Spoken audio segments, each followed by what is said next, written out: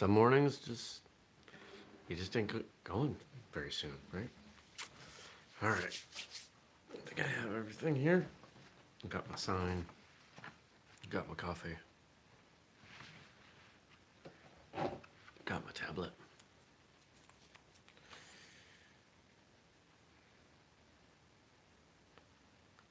All right. Good morning, everyone, and welcome. Today is Tuesday, July 30th, 2019. My name is Jeremy, and this is my first cup of coffee.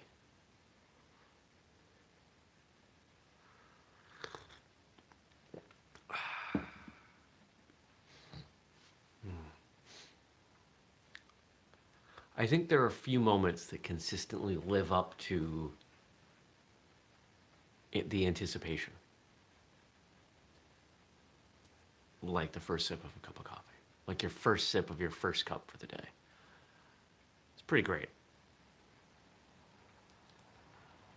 First sip of coffee is almost always as good as you remembered or as good as you hoped. But how many things are? I think most things we build them up in our mind, and there can be a bit of a letdown. But coffee's pretty awesome. We're gonna move this over here, change it up a little bit. Well, good morning, everyone. Hope you are doing wonderfully. Hope you had a great Monday.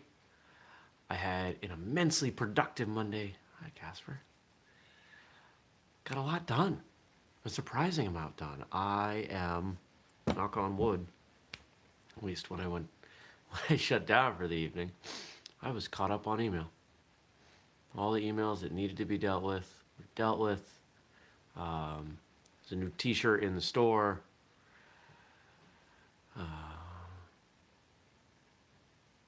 Did a bunch of other stuff. Monday was a good... If you listen to this show consistently, you know that Mondays are like my worst day. I really struggle to be productive on Mondays. And yesterday, I gotta say, I'm really proud of myself, how yesterday went. Now today, what's today? Phone call.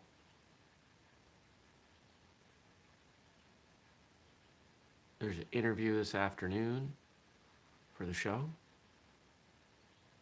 Yesterday's episode with Professor Chris Pizzo has gotten quite a bit of feedback. He's a boisterous,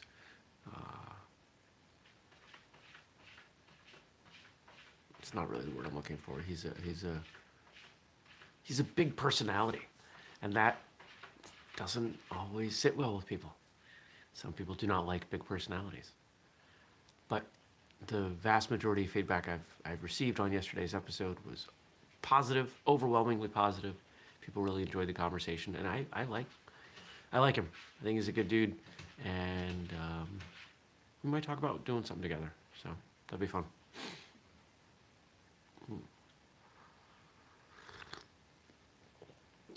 What else is going on today? I feel like there's something I'm missing. Let's double check my schedule. Please indulge me for a moment.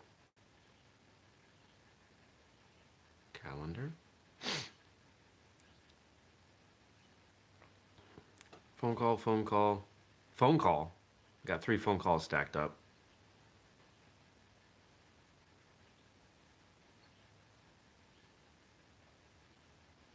Yeah, and then an interview this afternoon.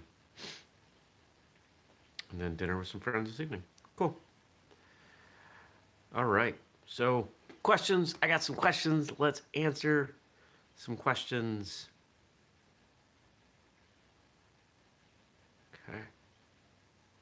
Tell us the story behind the Whistlekick logo.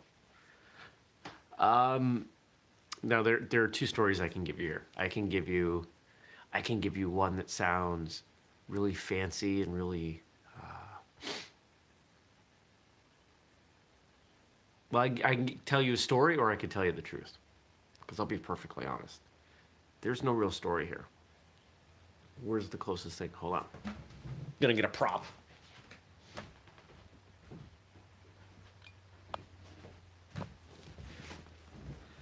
Yes, I have a Whistlekick pillow.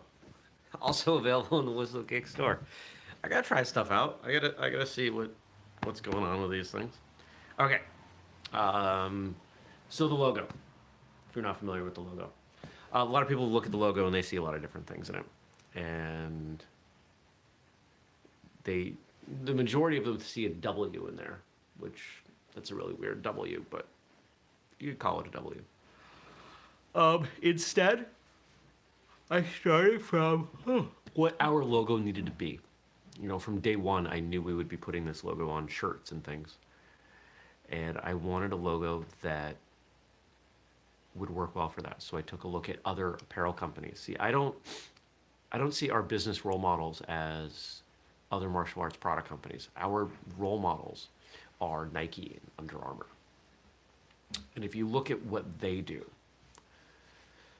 every one of those companies has a simple logo that will work at any size. It'll work in any color. And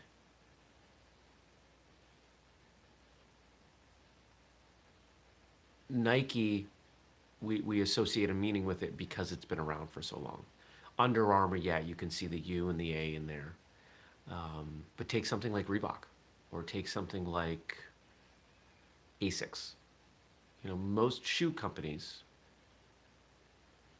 it's fairly generic. And I wanted something that was similar to that. And so we worked with a professional logo firm and kicked around some options, and this is what we ended up with.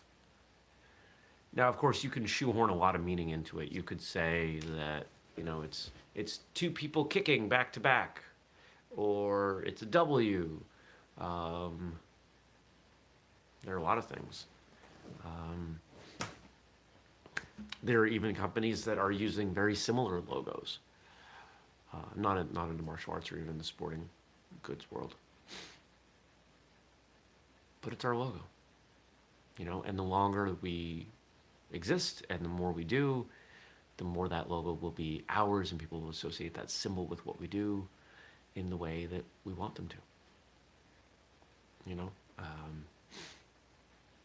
car companies, you know, what does it have to do with cars? Nothing.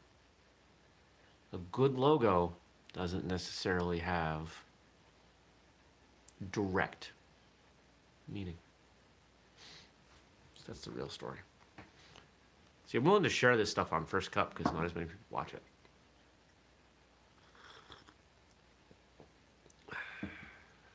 I'll always be honest, but there are degrees of honesty. What's your favorite Jean Claude Van Damme movie?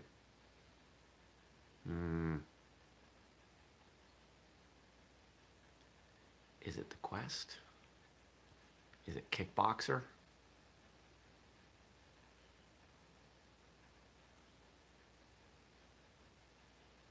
Here's something fun. I'm going to bring up, because I know I've seen a ton of them, I'm going to bring up a list of movies that he's been in.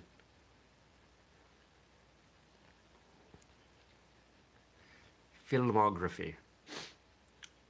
72 movies he's been in. And there's more coming. All right, we gotta go back a ways. Stop.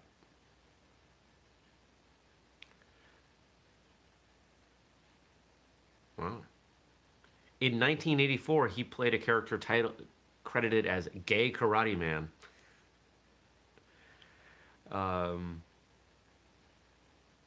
So, No Retreat, No Surrender is his first big role, and then Bloodsport. And Bloodsport's a great movie. Kickboxer, Lionheart, I liked that one. Double Impact, Universal Soldier, Nowhere to Run, Last Action Hero, Hard Target, Time Cop, Street Fighter. Oh! Street Fighter was such a terrible movie. Anybody else see Street Fighter? Oh, that was awful. One of the worst movies I ever saw. There's The Quest. Double Team with Dennis Rodman. Legionnaire, that was better than I had expected it to be. At least that's what I remember. He's done a lot more since 2000 than I thought he had.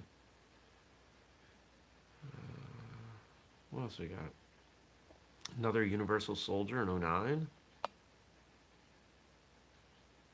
Expendables 2. He was fun in that.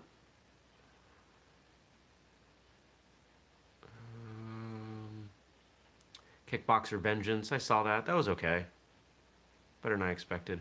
I still haven't seen the Jean Claude Van Damme show. I don't know why. I keep failing to watch that. Or no, it was Kickboxer Retaliation, which was the one that was on Netflix. I saw one of them. And then he's got something called We Die Young that is out. We're about to come out. Oh, that's not getting such good reviews. Not that we would expect it to.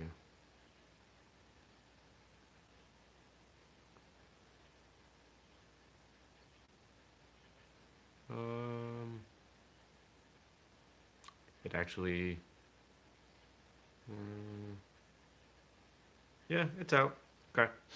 So, something we could look at. Let's see if I can find it. All right. So, what's my answer? It's probably Kickboxer. Because that's the one that I know I've watched multiple times. And generally, I don't watch movies more than once. If I watch a movie more than once, it's because I really enjoyed it. And here's one, and this is an interesting question because it philosophically is very martial arts, but practically may not be. Do you think car alarms are worth getting, or are they just annoying? Great question.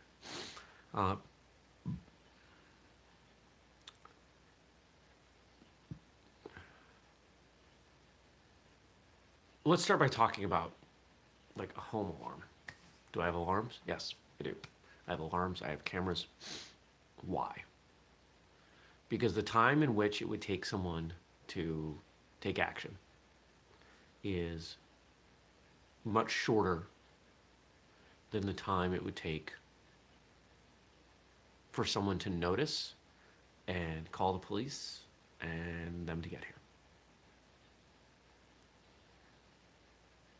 The majority of criminals are looking for an easy target. Right? We talk about this in self-defense.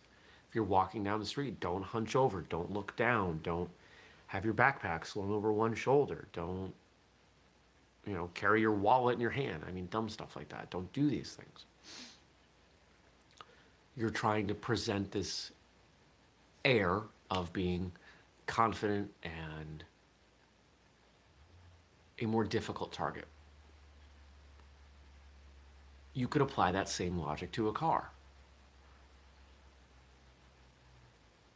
Don't leave valuable possessions in sight. If you lock the car, if there are things of real significance, take them with you. Don't leave them in the car. Park under a light or near a business or near other cars, especially at night. And if you have a car that might be a target, especially for being stolen, you have a classic car or something, yeah, you should probably have an alarm in it. Because it may annoy other people, yes. Would you rather annoy some people or have your car stolen? I mean, that's what we're talking about. Would you rather, if it comes to self-defense, let's say we were walking down the street, and I've done this, and this person was very offended. I was walking down the street, and I just got a bad vibe off the person walking towards me across the street, and they said something tough. I would rather offend that person and be wrong than be right and stabbed in the ribs. Sometimes you just got to trust your instincts. Sometimes you have to decide where on the being prepared spectrum you want to come out. You can be underprepared or you can be overprepared. You will never be perfectly prepared for any situation because you don't predict the future. I'm always going to choose to be overprepared. And I have friends that make fun of me constantly for this. I wear a belt almost every day because if need be, I can deploy it as a weapon. I carry a knife on me. Not a large knife, but I carry a knife on me all the time. I've even, when I check a bag, if I'm flying, I generally will put a cheap pocket knife in there so I have a knife when I'm at my destination. Is it something I'm generally going to use as a weapon? Probably not. But it's useful, and I could. Right? You can apply the same logic to whether or not you carry a firearm, carrying a bottle of water. You never know what life is going to bring you. And as martial artists, when we talk about the self-defense aspects of what we do, what is self-defense other than attempting to remain safe and avoiding bad situations, right? That's really at the heart of it. That's what it is. We teach de-escalation so you don't get into a fight. We teach self-defense, the physical part of it, to extract ourselves from situations we couldn't de-escalate. It's about safety. It's about quality of life. And there are a lot of things that you can do that enhance both of those that you would never even consider to be martial arts. If having a car alarm makes you feel a little more confident, yeah, get one. That's what I think. So, we've been getting some great questions. Even been having more activity on our Facebook page lately. And that's great because I love responding to those comments. I love having a dialogue with people. You know, we've got the Facebook page, YouTube, on the YouTube page. We've got that. We've got Whistlekick Martial Arts Radio behind the scenes, which is a closed group that you are all welcome to join. And we are having a little bit of dialogue there. And then, of course, there's all the social media that we've got. There's a lot going on. I spend a fair amount of time on social media every day. Admittedly, a lot more than I would if Whistlekick wasn't such a big part of my life or wasn't in my life. So feel free, check those things out. And there's more stuff coming. There's always more stuff coming. I'm going to say this. I'm going to say this out loud. I am committing to finishing the audio version of the book that I'm working on. Because I'm starting with the audio version. I'm committing to finishing that on Friday, the draft, so I can send that over and we can start working on that. I've got Friday completely booked off for it, so barring some major explosion, it'll be fine. Stacy says, as a photographer carrying a fully loaded bag, I will frequently carry my flash. Lose that light, and you've got 10 to 15 seconds to move it. There you go. All right. Ask me questions, drop some questions below. I'll answer them tomorrow. And now, here's your homework.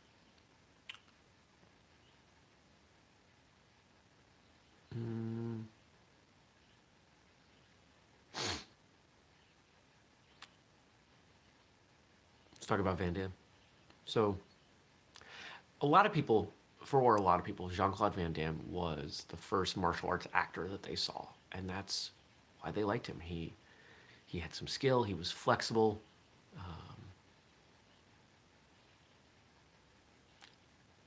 A lot of people find him very attractive. You know, this is kind of a good combination for someone who's representing the martial arts. We did an episode on Van Damme a long time ago. You can find that here or on Martial Arts Radio, whistlekickmartialartsradio.com. But I would love to know your first Van Damme movie. You can comment as well. What was your first Van Damme movie? This is your homework, but we're going somewhere with this. Is that still your favorite Van Damme movie? I have this theory that for most people, especially with Bruce Lee movies, the first one that they see, it remains their favorite.